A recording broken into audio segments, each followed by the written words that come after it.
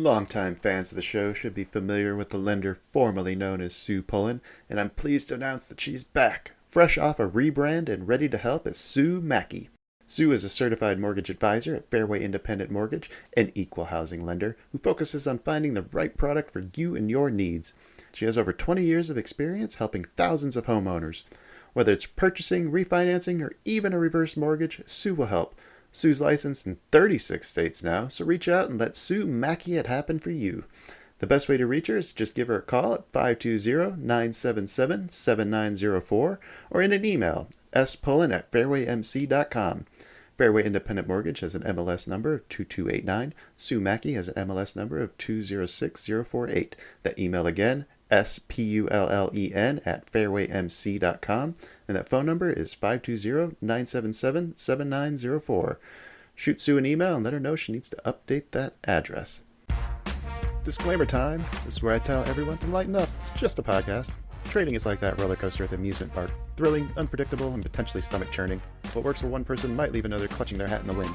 Our hosts and guests, they're awesome, knowledgeable, full of insights, but we're not financial advisors. So don't rush to make any investment decisions based solely on our banter. Always consult with a professional or do your own research. Plus, let's face it, we like to have fun, laugh, enjoy the trading ride together. It's all in the name of good podcasting fun. So remember, take it easy, don't bet the farm, and keep your seatbelts on at all times.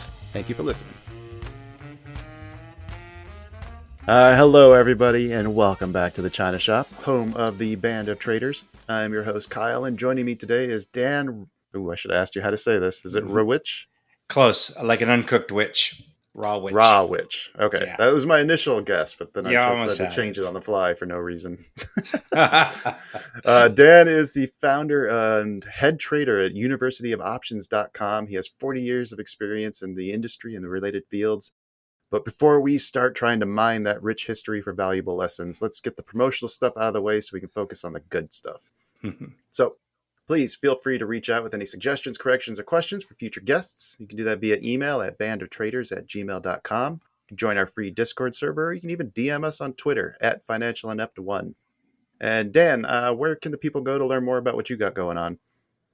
Two places. They can just go to the website, which is universityofoptions.com, or you can email me, dan@universityofoptions.com. And I've got some team members that help monitor the email, so it won't be too many.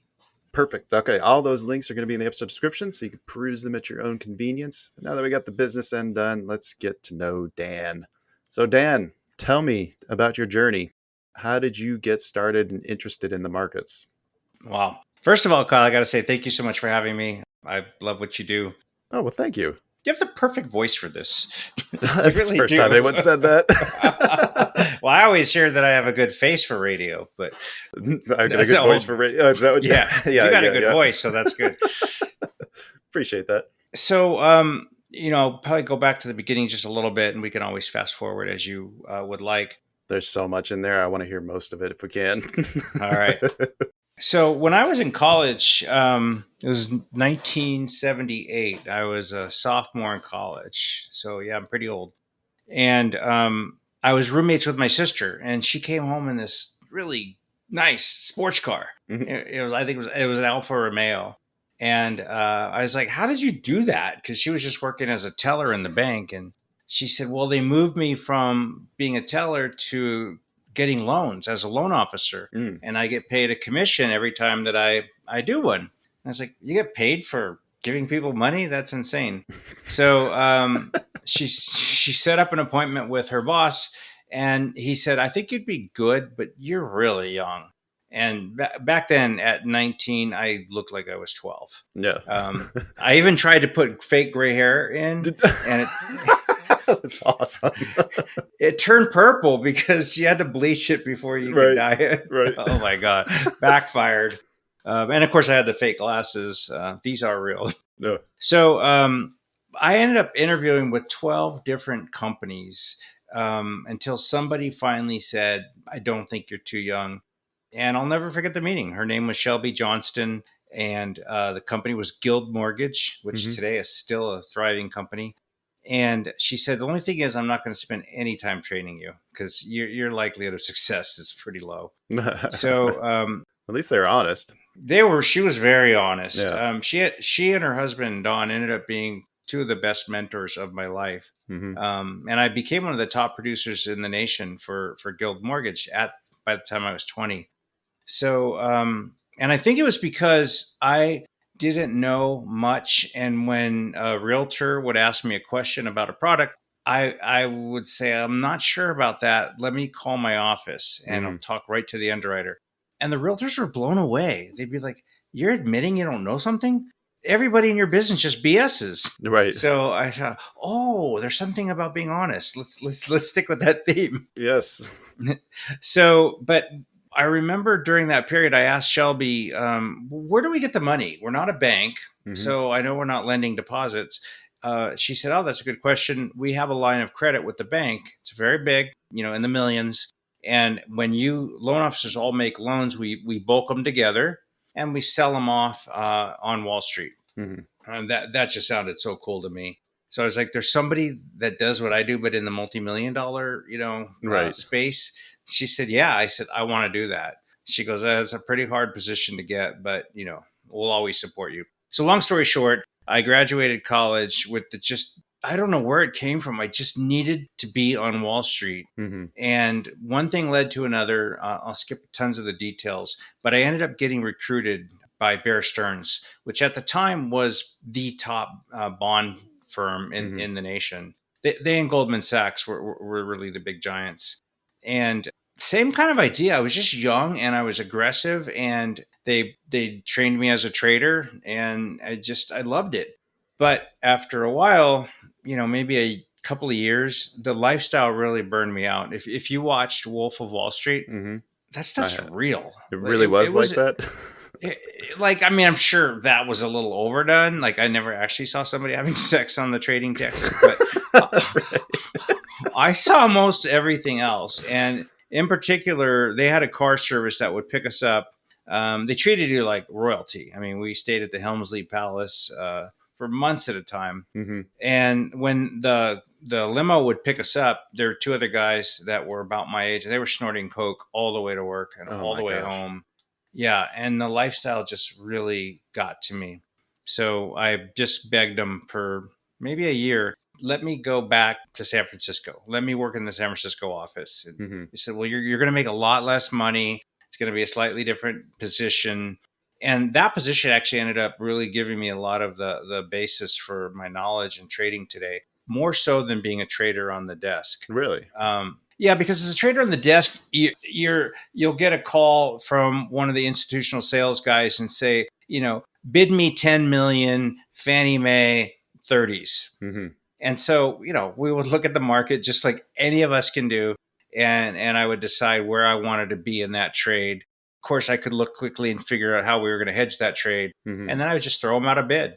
So it wasn't nearly as much work. Like, you weren't having to do like the research and stuff. You were just basically like executing.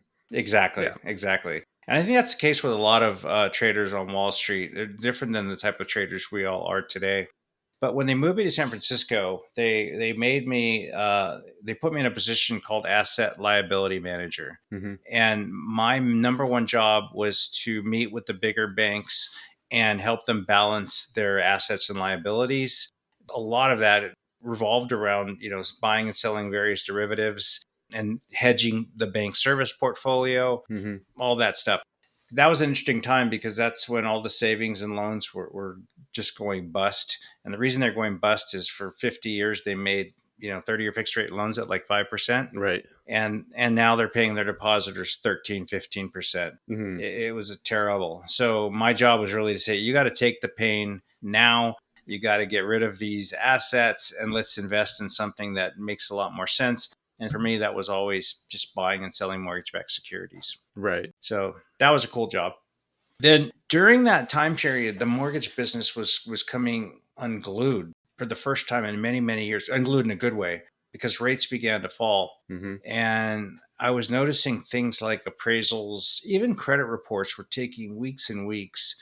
So I got the idea and started a company called DataFax, which was a credit reporting firm. I saw this in your cut sheet that you did some work on the actual, you were one of the pioneers of like the credit system or the credit rating system. Yeah.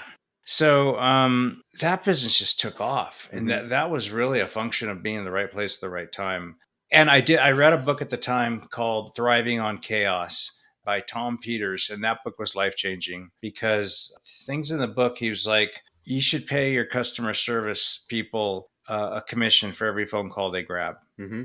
Instead of them sitting around crying about who's going to grab the next call, let them compete for that call.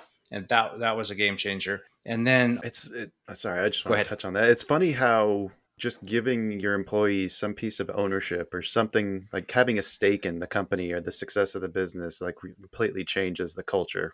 It's amazing. And, Netflix is famous for that. If you follow their Mhm. leadership history, they really know how to treat their people. So, on the same vein, our competitors were all hiring outside couriers because this is like fax machines were just invented. Right. And they would print on that shiny paper and it would grow a tail because it didn't cut its pages. So some of the tails would go all through the office and you had to cut them off. Oh my gosh. It's amazing how far we've come. It's just crazy. So our competitors were starting to go to outside courier services to pick up that bag. And what we did was we looked for younger college students. This might be considered sexist in this time in life, but these were good looking younger guys because everyone that dispensed the credit reports typically were sort of grumpy women. Mm-hmm. So, again, I'm not sexist. I have 3 daughters and 3 sisters. So, but we're going to play how we have to play. Right. So these guys would pick up the bag that had the applications that we were going to run the credit on, Mm-hmm. and they would shake it. And they would pick up the competitors, and they'd go, "This one's heavier. Like, what's up? Haven't I been good to you?" And sort of in a flirty and every time the women would say, "Take 3 out and put them there. Just tell me what 3 you took." Oh, I see. I see what your game you're playing. Okay. Yeah. And they all had the DataFax shirt on instead of, FedEx or whatever. So, and they got paid a little bit for every application they brought in. Right. I So- love that model and that mentality. That's you got to get your edges where you can, right? And just a little bit of friendliness can go a long way. 100%. 100%. Especially in that space. It was very competitive. We were young and we didn't have nearly the capital as our competitors. So, again, long story short, I realize these are actually short stories long, but we sold that company to TransUnion and we didn't want to sell, but they sent a guy out, their M&A guy. He was good. And he started showing us all the money they're spending in the space. And then he started showing us Equifax, all the money they were spending in the space.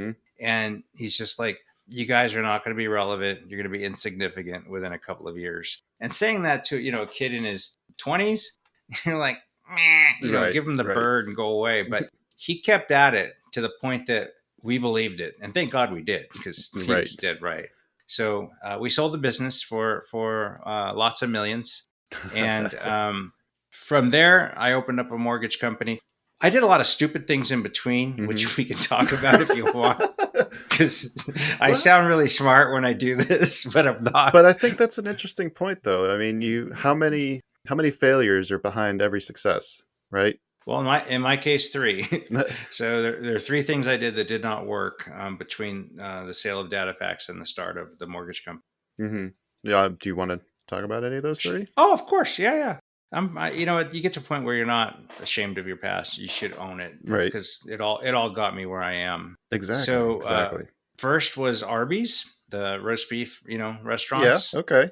I lived in like this gated community with fairly expensive houses, and my neighbors all had these like mansion type homes, and this guy owned the Burger Kings, like 20 or 30 of them. This guy owned 30 McDonald's, and these guys all seemed to be in the fast food business. But all of the concepts were taken, and Arby's was not well known in California at all. So that failed because after we built 3 stores, we were up and running. We had contracts to build another 2. The CEO, Len Roberts, who later became CEO of Radio Shack, got canned by a guy named Vic Posner, who at the time was a pretty famous corporate raider. Like, I don't even want to say what I think about him right now, because for all I know, fair enough. he'll come get me. We don't want that. I don't think he's alive anymore, but he Better was not to take chances. Sometimes those kids can be litigious too. yeah, he was a scary dude. So Len Roberts, the CEO's plan was to develop pretty much the Sacramento, Northern California markets. Hmm. And when you have corporate opening markets and you can open on their backs, it's a real win Yeah. because they have massive marketing budgets. Hmm. So if my stores were in between where theirs were, so that's kind of what I did. It seems really smart at the time. And then when Len got fired, they pulled out of that market. Oh, so So yeah. So it's I'm all nothing by you did. myself. It was just kind of No. just happened. Yeah.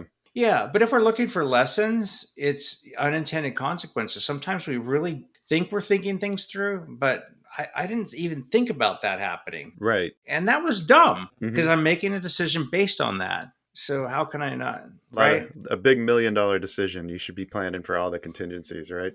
Probably, yeah. And now, with age, you certainly learn and get perspective. And I've slowed down because I was always going a little bit too fast. And then we started this is a really cool idea, company called Vital Records Management. Hmm. And we developed a software to essentially track boxes. This is before stuff was digitized. So you actually stored physical records for title companies, lawyers, whatever. I've seen some of those documents. Like my family's been in the mortgage business for quite some time too, and Oh, I've seen really? how much Ah. stuff can come with one of those house sales.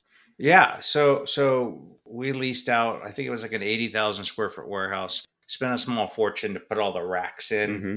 We bought a special kind of forklift that basically moved on tracks Mm. and it was automated. Oh, So, nice. yeah. And barcoding was not a thing, but we barcoded every document in every box. And so the system, we could just put in XYZ title company records from this period, and the forklift would take our guy right to that location, and That's he'd awesome. pull the dock. And then we would deliver them physically because there weren't fax I machines. know. Well, there were fax machines, but they just weren't used that Nobody much. had them. Yeah. They cost like $3,000. I mean, which is really crazy. Okay, so you've kind of touched on like looking younger, but you said you got 40 years of experience. Did you start when you were like 6?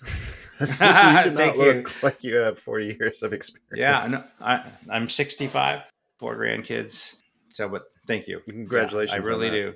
Thank Grandkids you. are always the Yeah. funnest, right? Oh, they're amazing. So which of those companies then was the one that you took public? So after the three fails, Hmm. because the record storage company did fail ultimately. I'm guessing that was just a timing issue. Actually, sorry, we go back to that. We didn't talk about how that failed. So again, not thinking it through. Everybody we spoke with is like, yes, the industry needs this. Hmm. If you can bring the prices down, you'll kill it. So we had all this confirmation. But the one thing we didn't realize is all of these companies had basically clawback clauses. So if they tried to cancel their agreement, then they had to pay 1 full year rent. Hmm. So the amount of money it would have taken to get any of them from their current company to us, the buyouts were extensive. I see. Yeah. Yeah. Think about like an office building where a tenant wants to move, but the landlord said, sorry, you're in a lease and it's Right. going to cost you 12 months to get out of it. So we bought several companies out, but it just became too expensive. The math wasn't making sense. Yeah. So I'll go on to your question. So then we started a company called RPM Mortgage. And this isn't the round point, right? This is a different RPM. This is, I'm not sure. Did Round Point buy I an don't RPM? think. I think there's a different RPM that was founded in California, which is the one I think I've had several loans through. Because I saw RPM in your buyout. I was like, is that the same one? I went and did some research. I don't think it is, but it might be. It actually is. Is it? Yeah. And there's a long story how it got there because we sold the company in 95 Hmm. and a huge lesson there. And shortly after we sold the company, the stock dropped Hmm. from like several dollars to several pennies. And like idiots, we were still young kids. We took most of the sale price in stock Right. because we thought what we were doing could be worth a whole lot.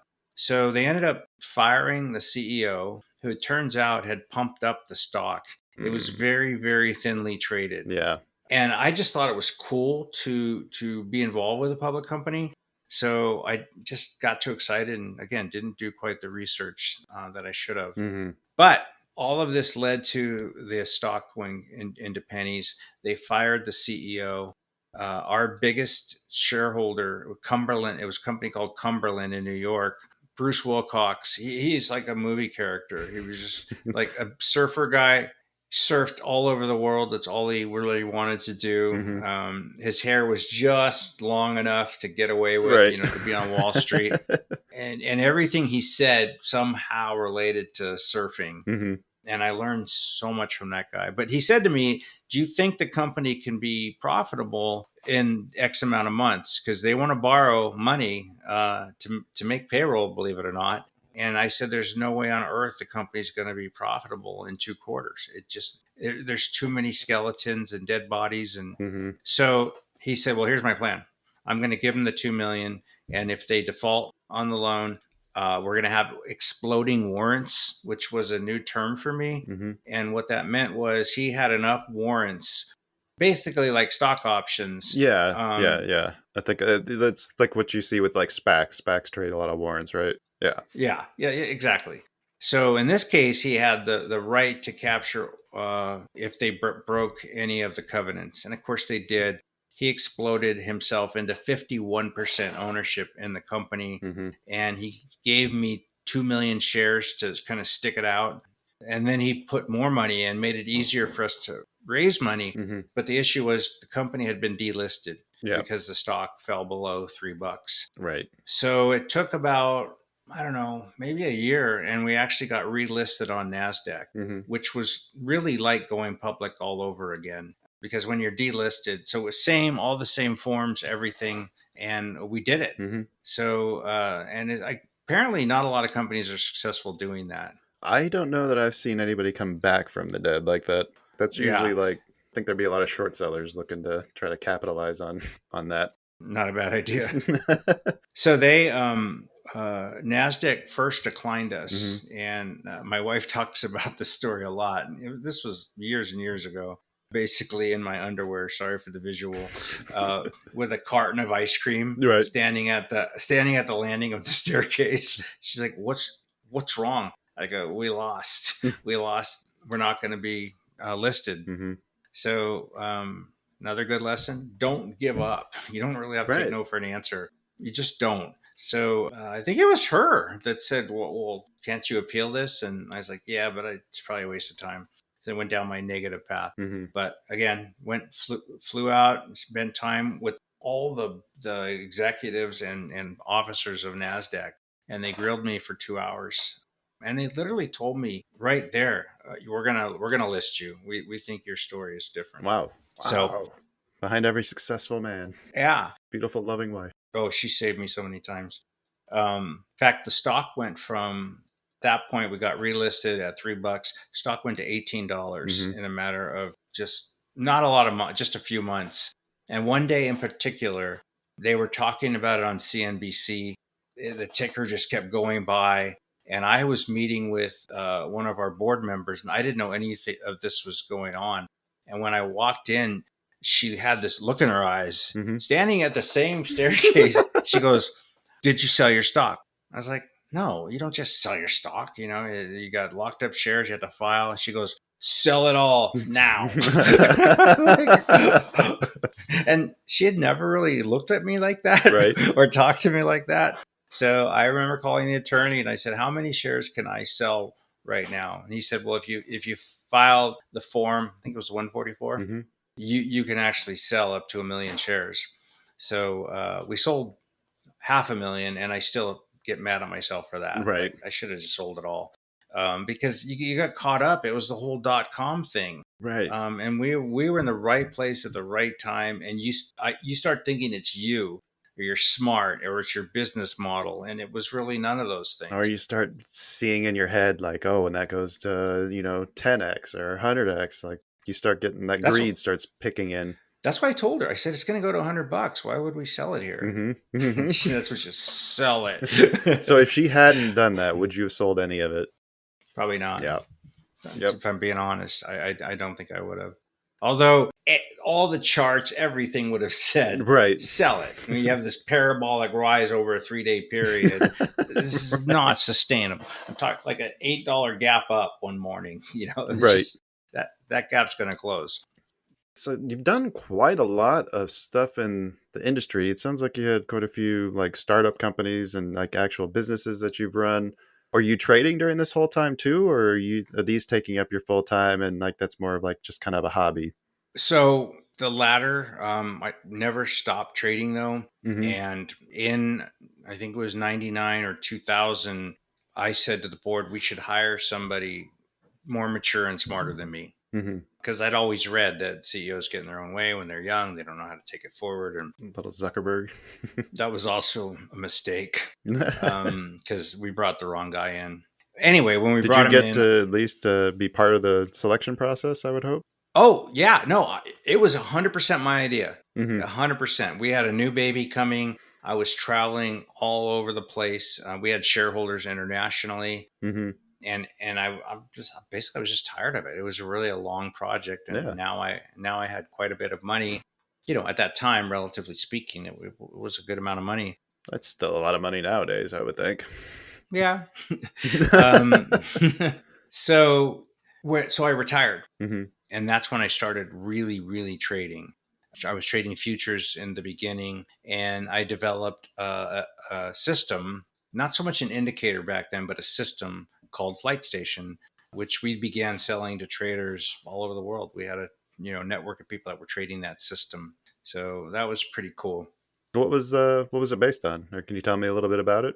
Yeah. So We have a lot of futures traders that listen. That's what I like to trade too. yeah. So what we talk about is what we have now, because we have it's Oh still yeah. called Flight Station, but it's Mm-hmm. like on steroids. So what I had done before, but it really had to do with various indices on various time frames, all triggering at the same time. So Mm-hmm. if you think about it today, it doesn't sound like that big of a deal, but you had 4 different things that had to happen, and it would give a buy signal that was pretty accurate. Longtime fans of the show should be familiar with the lender formerly known as Sue Pullen, and I'm pleased to announce that she's back, fresh off a rebrand and ready to help as Sue Mackey. Sue is a certified mortgage advisor at Fairway Independent Mortgage, an equal housing lender who focuses on finding the right product for you and your needs. She has over 20 years of experience helping thousands of homeowners. Whether it's purchasing, refinancing, or even a reverse mortgage, Sue will help. Sue's licensed in 36 states now, so reach out and let Sue Mackey it happen for you. The best way to reach her is just give her a call at 520-977-7904 or in an email, spullen@fairwaymc.com. Fairway Independent Mortgage has an MLS number of 2289. Sue Mackey has an MLS number of 206048. That email again, spullen@fairwaymc.com, and that phone number is 520-977-7904. Shoot Sue an email and let her know she needs to update that address. So you're looking at like all the markets and looking for broad strength or broad weakness across all of them and looking for that for your indication that, Yep. hey, the headwinds are this way. This is probably the easier trade to take. Yep. Exactly. And I like it. I'm sure that still works today. Yeah, I would think so. A lot of people look at the other markets for correlations. I know we look at bonds a lot and the dollar. Yeah. Yeah. And so we've gotten to the point where we trade live with our members twice a day, and Mm-hmm. it just keeps evolving. And we're trading our indicator, which is called Flight Station. And it was almost an accident how this came to be, because I still don't know how I did it, because we just kept, no, do this, no, do that. A really smart coder, and everything I said he would do. Mm-hmm. And then one day we're like, holy crap, this thing catches the top and bottom of every move. And it was 1,200 lines of code that it works. It works super well. But what happened is now when we're trading live, we're scalping, and Yeah. we're on the 1 minute chart. And I have a head trader named Lee Scott. He trades with in the morning group. I trade in the afternoon group. And we're literally saying, okay, if this candle closes here, I'm going to go in. And Mm-hmm. I've got today's SPY 510 strike price, whatever. And so Right. they all get it all set. And then I literally say, I'm going in, I'm in. So they follow. And then I'm narrating the whole trade while we're in it. and then I say I'm coming out because of this reason. So I am not a fan of signals. I've been pretty outspoken against them since I basically figured out what they are. And like my biggest issue with signals is that nobody's learning anything if they're just following what you're doing. And I'm that's going to give fair. you a appreciation here because I watched your introduction video on YouTube, and while the website I think has some marketing ease to it that I don't really Love. like to see, Okay, the selling of dreams kind of idea, like it's easy, you can do it. But the that's fair. speech that you gave, what you were talking about was taking your time, learning the information, showing the methods behind it, and then actually providing like a structure to it. And I can get behind that, and I wish that would be a little bit more prominently featured on your website. So we have a brand new website coming out Mm-hmm. like any day. We're just having a hard time with Oh, this with the okay. servers. It's done, and I don't think you're wrong. Mm-hmm. Because I don't want to be that guy that's leaning on the rented Lamborghini in front of Right, right. somebody else's mansion. It's not who I am. Well, you know just as well as anybody else does how hard it is to trade. Maybe your setups are simple and easy to execute, but the actual execution part, that's up here. And there's a lot of work that's got to be done in order to do that consistently and faithfully. And, Yes, you're taking the third or fourth stop in a row and you get your A plus setup. Can you still pull the trigger? That's not easy to do. I agree. So Hmm. we do teach more than anything. We have a 30 module course, Yeah. 4 live training classes every week. And the saying within our organization is slow is fast. Hmm. If you remember the story as a kid, the tortoise and the hare, Yep. the Yep. tortoise always wins. And so, number one, we demand to the extent we can, because it's a free country, that you paper trade for at least 2 weeks, and then we want you to show us, what Hmm. your win rate looks like when you're paper trading. Then one contract. That's it. One Hmm. contract. And when we're trading live, we only trade SPY. I didn't finish that thought. Oh, yes. That's because, Only the indexes. yeah, because, you could be trading Tesla and it could be running and then the NASDAQ is selling off. It's Right. only so long until the gravity is going to take effect. Hmm. So we figured because I'm passionate about only trading with the market, I know that's a big duh, but you'd be amazed how many don't do that. Yep. Only trade with the market. Well, S&P is the market. Hmm. So I don't have to pick the right stock. And our system still provides 2 to 4 really good setups each session. Hmm. That's morning and afternoon? Yeah, Okay, that's yeah, plenty of opportunity. plenty. So slow is fast. Even though when you first start trading live, I may say I'm buying the 510, which might be a 45 delta, Hmm. but I'll say, new guys, why don't you buy this one? I know it's only a 15 delta, but it only costs 15 cents because I don't want you thinking about winning or losing because you're just now learning how to execute with real money. Hmm. And then then work up to the same deltas, but one contract and I don't care how much money you have. This is really an important point because I've seen a lot of rich guys just eat it Uh-huh. like enough that they can really regret it. Yeah. So once you're up $300 to $500, which is not a lot, but you're up, you can trade 2 contracts. Hmm. And then once you're up $1,000, you can trade 4 contracts. So So you have a we're scaling plan. only gearing up with the house's money. Hmm. And this is what I found can impact favorably mindset more than anything. Because what you said is 100% true. I don't care how good the system is. If you bring bad habits or whatever, Hmm. fear, greed, FOMO, it doesn't matter how good I am. I can't help you. Right. So I do have a video on YouTube. I think it's called "It's Time to Stop Losing Money," and that's all we talk about is mindset in that video. Oh, I love that. What was it called again? It's time to stop Time to losing. stop losing money. I'm gonna make sure I link that. Cool. Yeah. So, and then we announced 2 to 4 swing trades per week, and some weeks none. Hmm. I put out a daily market report every day, and if I don't like the conditions of the broader market, I'm not going to announce a swing trade. Hmm. So, but still, I would say on average, probably two trades per week. We're in those on average of 1 to 15 days. I usually Hmm. buy contracts 30 to 45 days out, and we try to just buy options because we constantly have new members coming on board. But then we have an advanced group where we'll do verticals and iron condors and all that good stuff. Yeah. But again, we ask people, don't even take the swings until you really understand what the signal looks like on the 1 minute chart, because it's going to look exactly the same on the 1 hour. And we trade the 1 hour for our swing trades. And our system works really good on longer term charts. But they have to know support and resistance. They have to know what a channel is. So we spend a lot of time teaching those things because, and you know this, and probably most of your listeners do, I get a buy signal. It looks beautiful. Our system actually measures the strength of the signal. So, it's a 90%. I love it. But I'm sitting right below massive resistance. Right. I'm not stupid. Like, Right. I don't care how good the signal is. It's not probably going to go well. Yep. So we wait for the break. And the 1 minute candle, still have to have the buy signal. 1 minute candle closes above the line. Then we go in. So that's where I think Confirmation. you need that. Yeah. Yeah, indicators by themselves are never magical. And I think that's something that a lot of people fall into, that trap. Like they want this magic thing that's going to tell them 100% success rate. They're always going to be right. All they have to do is just click the button when they see this thing fire. And there's always nuance to it. There's always nuance. And you got to have some of that knowledge, and you got to have that chart experience with those tools to really understand like how they move and how they work.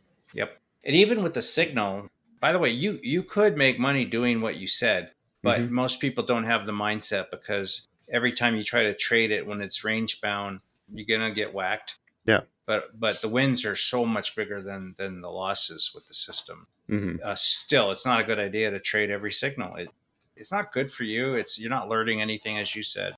And then now, like, as several hundred people are trading live with me, it's kind of done something to my mind. I don't know if it's good or bad, but I actually have anxiety every single time we start. And it usually doesn't go away until, the first trade. Yeah. Which is weird. I know what you're talking about.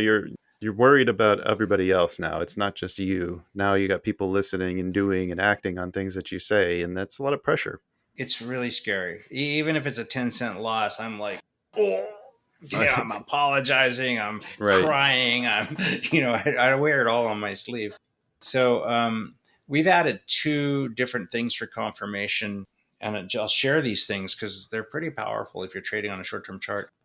One of them is the choppiness index. It's an indicator on TradingView. I don't think I've heard of that one. It's non-directional, but the chop index has to be dropping if the trade's really breaking out. That makes sense. It's really good. It's like, to me, one of the most understated indexes. We have it built into the signal. It's about, I think, 5 or 10% of our overall signal, but it's so powerful. We also watch it by itself. And then the other one is called C&B Scout, and it's also really good. Is that also on TradingView? Yep.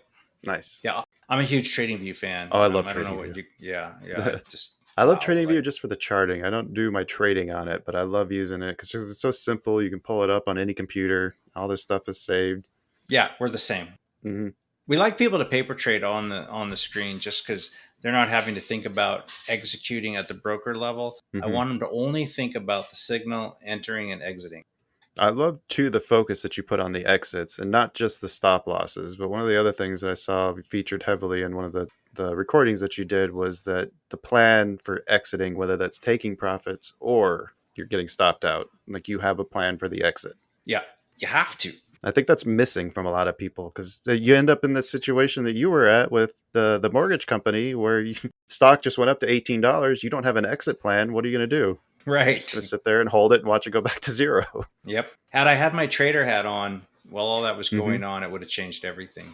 All right. Probably would have sold it all. But I wouldn't be sitting here talking to you probably. Exactly. So I have no regrets. Well, before we run out of time here, let's talk about the trading bots then, because I want to just kind of ask you like how they work, what they are, and why. Like, why are you doing this? If you have a machine or a bot that makes money, like why even sell it then? What's the point? The point is, we have a business and, it's become, a real company.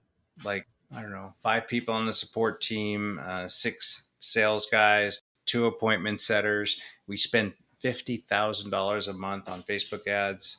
Mm-hmm. So it's a machine, and we make money selling the bots. Yes, we could just trade bots, but that's not my business necessarily. I do Mm-hmm. have money in every one of the bots that we have, and we have very, very strict criteria in terms of what bots that we offer. And so we have 5 now. Mm-hmm. They vary in terms of, with these bots, with anything, with any system, drawdown is more important than profit. Right. And a lot of people get a little too excited about, the profit potential. Variance is huge. Yeah. And so you start thinking a 50% drawdown won't bother me. So if I'm up 10 and then I give back 50, I'm still up 5. So you won't feel that way. Trust Also, me. people don't realize, I think that's another thing that the new trader doesn't understand, is how those percentages work. Where a 10% drawdown is going to take you higher returns than 10% returns. Because if you lose Absolutely. 10% of $100 is $90, but 10% return on $90 is 99. You're less than you started with. You need an 11% return to make that up. That's true. Mm-hmm. Absolutely. So our 2 best bots. Well, let's talk about our best bot. It's called Aviator. Mm-hmm. I'm a pilot, so everything's got like a flight feel to it. It's funny. I've heard pilots make good traders because they're used to working with checklists. Yeah. Well, do you know who Chuck Hughes is? The name He's sounds familiar, but I think he's sorry, Chuck. He's getting old. Like I'm Mhm. old, but he's old.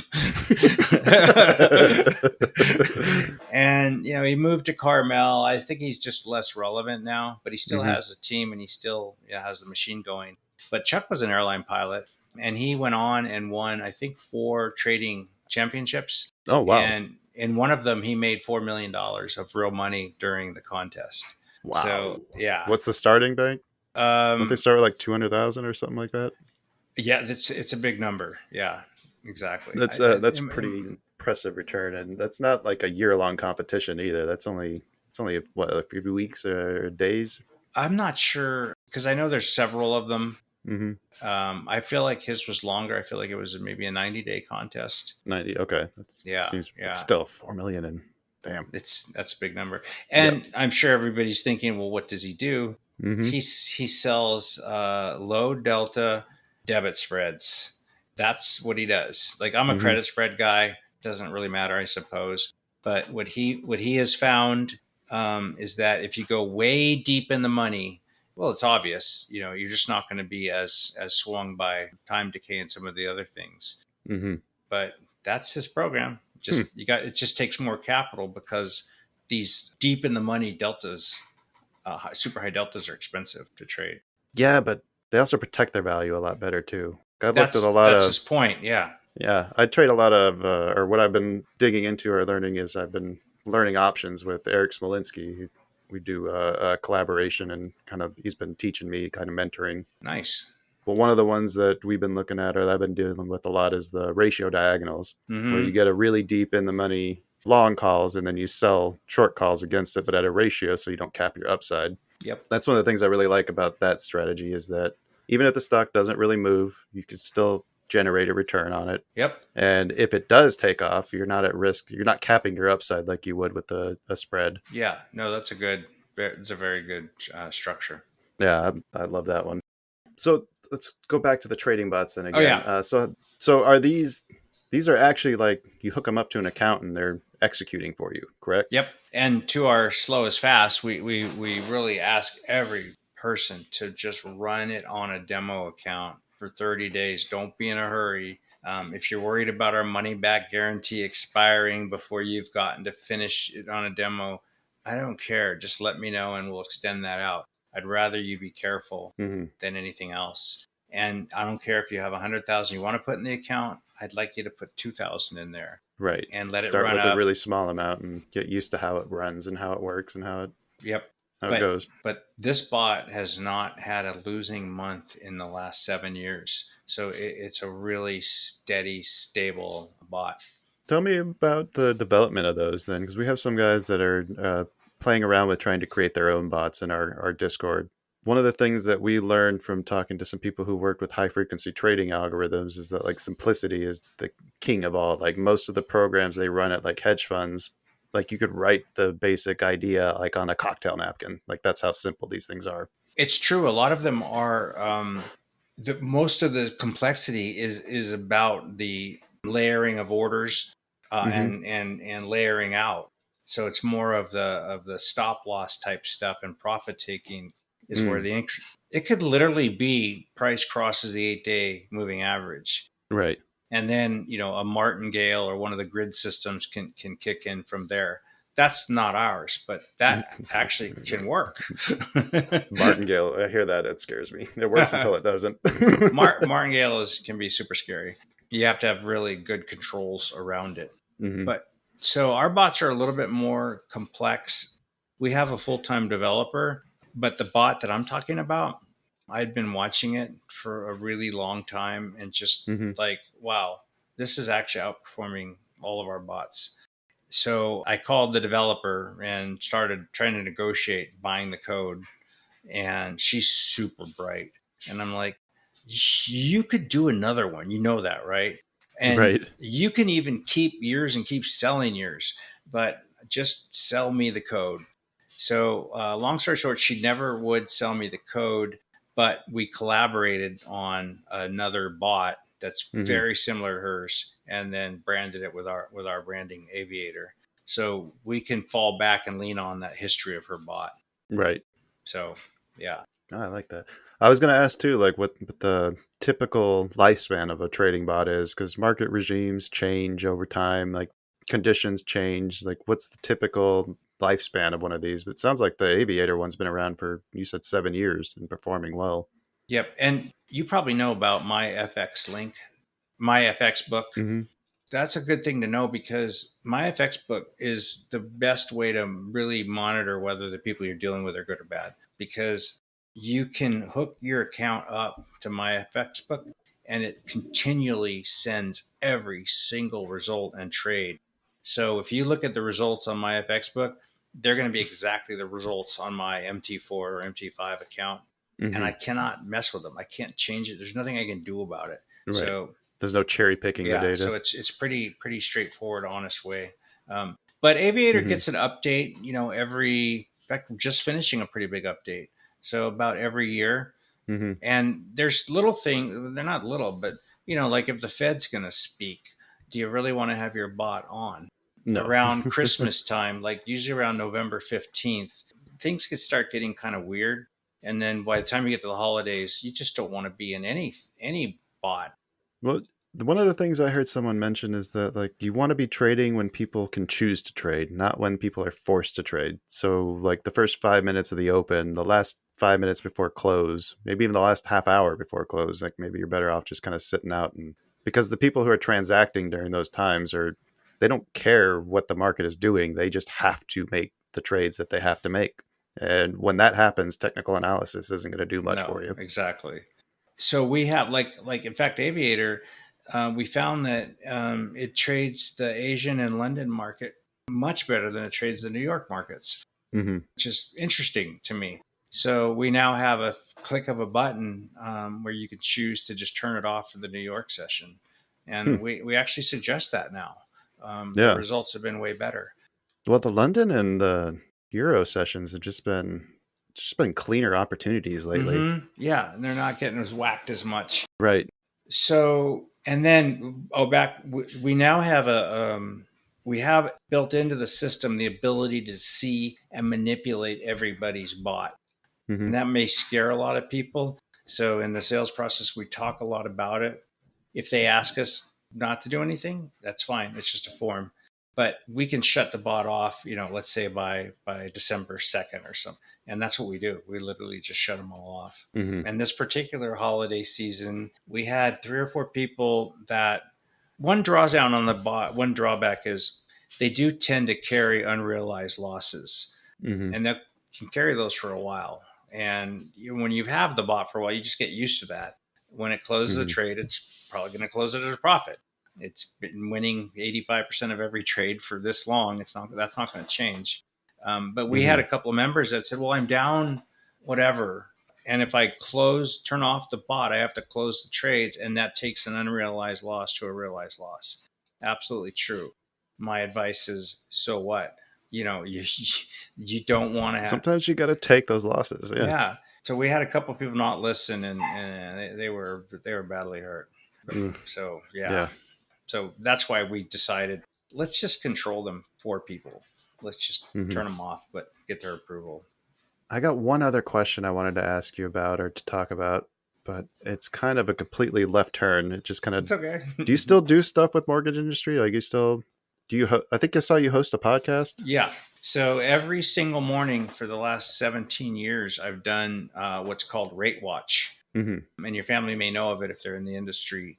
They're really big fans of the Habibs, Barry Habib and the Barry, NBS Highway. Yeah. yeah, In fact, I've talked to Barry and his son a couple yeah, times. yeah. I like Barry. He's a friend.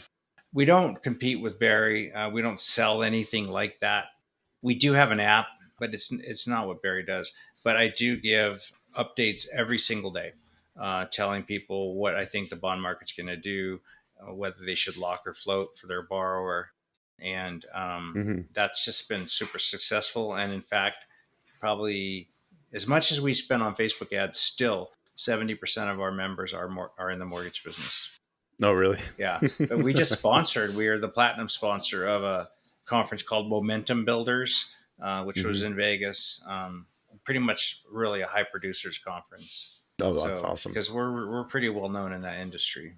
Well, the question I wanted to ask you then is with the rates being so high, and this is I wouldn't say argument, but I've tried to talk my dad into this and he won't listen to me. He wants rates to come down before he goes and looks to buy a new house. And I'm trying to explain to him that when rates come down, everybody who's waiting for rates to come down is going to go buy a new house. And whatever you save on the interest rate, you're going to lose on the increased cost because there's only so much supply. Bingo, winner, winner, chicken dinner.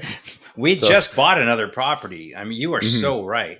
I refuse to ever get in a bidding war for anything. I just won't. I won't do it on principle.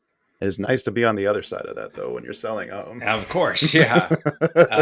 But even the home we bought, there were 2 other backup offers. So imagine if that's happening with an 8% rate, what's going to happen with a 4% rate?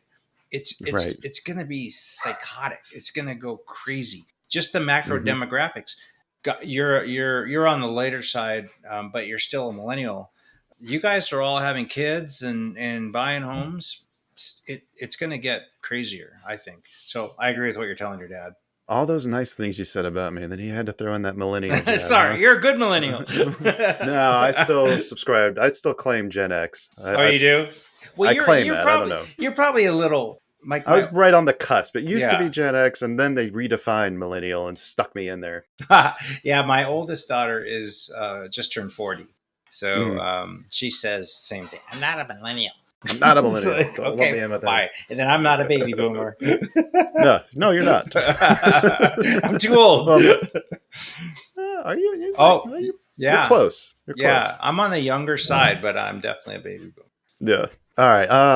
Well, I think we hit most of my questions here. Do you have anything else you want to say before we wrap this thing up? I would just say I've really enjoyed this interview. I love your questions. I love your style. I really do. I'm going to become a regular listener because I can see the direction you're going for your listeners, and it's really awesome. So we try to shine a light on this, the side that nobody talks about. Everybody's always talking, like you said, about the Lamborghinis and the big deep bank accounts and the always winning, never losing. And we talk about the losing side of it because guess what? Like everybody's going to take losses. You're going to take losses. You're going to have hard times when you're in this, and how you navigate that is going to ultimately determine whether or not you're successful. And the more people that talk about it, the more people become aware of it when they get into it, and they're not blindsided by it. Yep, I totally agree. If you come in knowing it's going to be tough, you're going to do much better. If you come in thinking it's a piece of cake, you'll be disappointed. Or you'll be humbled. One or the other. Yeah, and we've all been there. Yeah. So one last time then, where can people find you? Go ahead, list anything you want. You can email me at dan@universityofoptions.com, or you can go to our website, which is universityof.com, www.university.com. You want to plug the podcast, Rate Watch? I feel like that's so mortgage specific, but if you join it is a very detailed bond market report. We have a lot of bond traders, so if you're talking about bonds, I think they might be interested. So that report comes with a membership to Mortgage Coach, which is now called Trust Engine, which you probably know of. That sounds familiar. Yeah. Yeah, they're big and great. That's who I do Rate Watch for. I'm actually their chief economist. Oh, okay. So, and have been for a long time. So Facebook's the best way. Okay. And I know you millennials don't like it, but sorry. I'm sorry. Cheap shot. But it's true. It is a baby boomer tool. I used to be into it. I got away from it just because there's too much toxicity on it these days. Oh God. But that's all social media. They're all like that. I could get real political if I start talking about that, so I won't. But I know, right? It's too easy. It's too easy. Then half the listeners will hate me. Yeah, exactly. The other half will send me Christmas cards. Right. Until you flip and make fun of the other side. Which I like to do. Yeah. So our Facebook group is Trade Like a Wall Street Pro. And I post Rate Watch there every day. Perfect. I think I've got all those links. I'll make sure that they're definitely in the episode description. Just thought of something else. Sorry. We also, our newsletter used to cost money. And a few months ago, we decided to make it free. And that is a really detailed economic update on Sunday night. And then how did the economics of the market affect the actual markets? And then I give 6 stock picks every Sunday night. And we have a really good win rate on those. So it would make sense to become a member of that newsletter. Especially if it's free. Love free, right? Yeah. Free's good. You know, we used to do, when I used to host this with my friend Dan, we used to every week try to pick a stock and compete against a random stock. That's fun. Man, that's not as easy as you think it is. No. None of it is. It's pretty humbling sometimes. Have some no-name stock below a 50% return, and then you're sitting there like trying to eke out 5.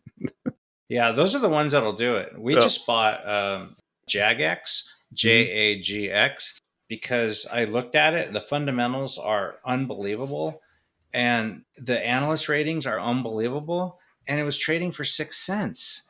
And I'm like, I don't trade penny stocks, but these things don't go together. You never will see a 6 cent stock. So we bought a bunch of it last week. Our members did too, and it doubled. It was up 160% yesterday. Yeah, it's trading at 13 now. Yeah, so we bought it at 13 cents. I think in the summertime it was like $6. Yeah. And I think it belongs there based on the fundamentals. So I think that's a pretty decent thing to look at. Healthcare is always scary, but yeah, looks like an interesting one. Okay, I got to wrap this thing up though. Okay, all right, sorry. That's okay. But it is time to say goodbye, I think. But as we did say, if you enjoyed today's conversation, you still want more, you can always check out our guest directory, browse through all of the amazing people that we've had the pleasure of speaking with in the past. I think that number's up to probably getting close to 100 guests now. I'm going to have to go and count that because nice. I'll have to send out a care package to the guy who ends up being number 100.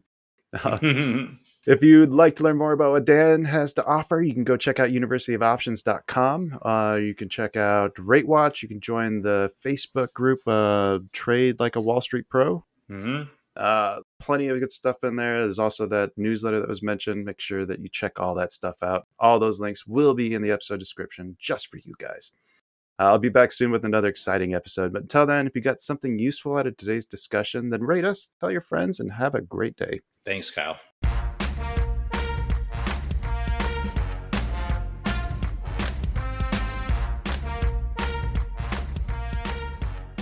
This podcast is intended for informational and educational purposes only. It does not constitute financial or investment advice and should not be construed as such. The hosts, guests, and contributors of this podcast are not licensed financial advisors, brokers, or professionals. Any trading or investment decisions made based on the content of this podcast are solely at the listener's discretion and risk. Trading and investing in financial markets carry inherent risks, and past performance is not indicative of future results. Listeners should conduct their own research and seek advice from qualified financial professionals before making any financial decisions. The views, opinions, and information shared in this podcast are those of the individual contributors and do not necessarily reflect the views or policies of the podcast creators or associated organizations. Produced by China Shop Productions.